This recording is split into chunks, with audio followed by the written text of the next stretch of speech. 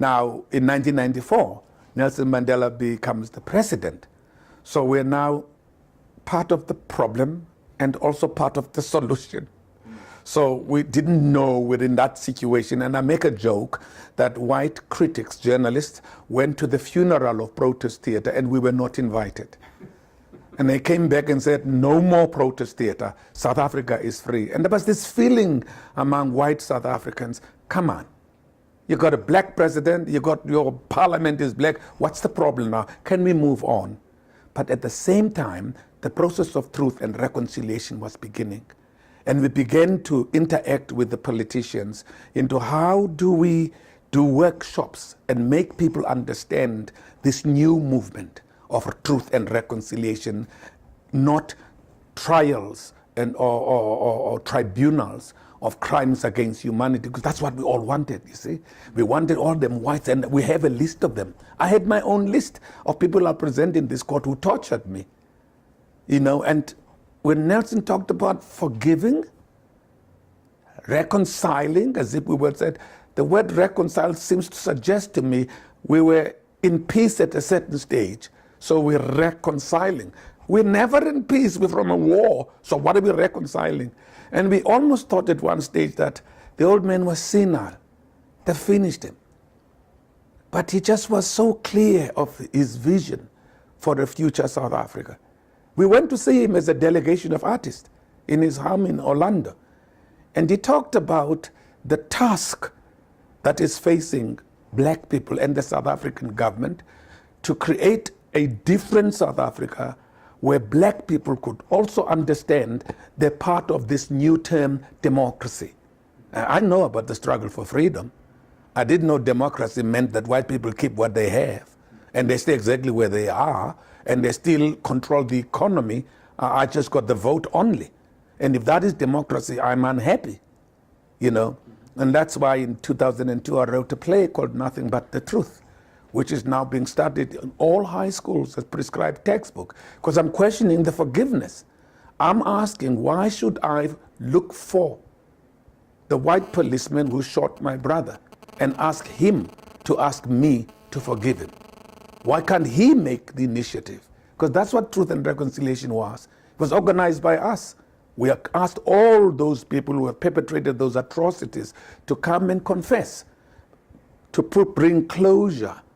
You know, my brother was shot in 1985 as well. He was a poet.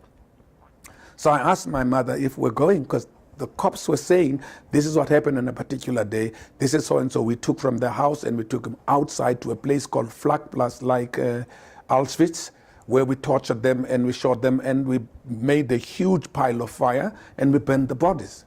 So there are no graves. So black people who lost their children and their husbands would go to that farm and just take where they say the ashes were, take a piece of earth and go bury it at home just for closure. Then my brother was shot, so my mother said, there's no point in going there.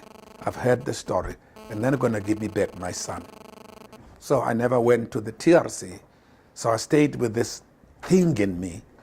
I could understand forgiveness. I know truth and reconciliation. When I'm explaining it to you, ask me if I forgive white government and everybody. Ask me if I forgive the people who shot my brother.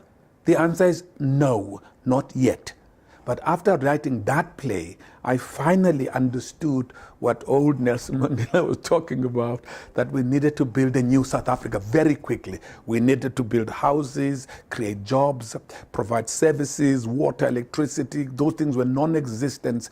Access to primary care, hospitals, schools, you know, create jobs. It's a huge task to be bickering about who must be punished, who must not be punished. We need to strap up all of us and do that. That I finally understood.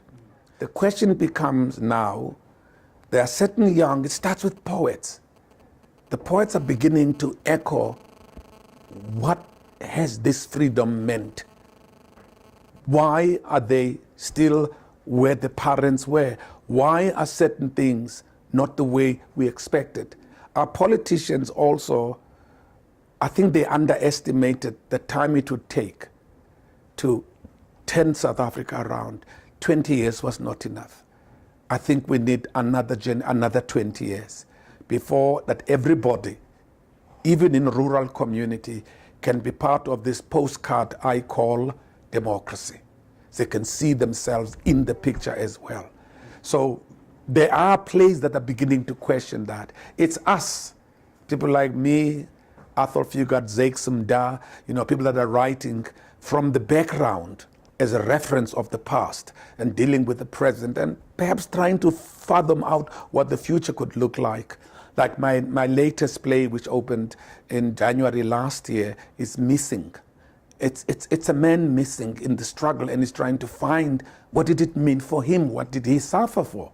When the politicians around him are getting more corrupt, more fat, more affluent, when kids are even unable to speak the indigenous languages from their mother, when just economy has become the biggest thing, everybody wants to know how much. The dollar sign is now the biggest thing. How much is it it for me? No more for us. What democracy took away from us was the collective. During the struggle, we talk we, the people, the movement, the masses. Now in democracy, it's I, me, me, me, me, me. Everybody's doing things for themselves. So that's where theater is a bit trying to find another language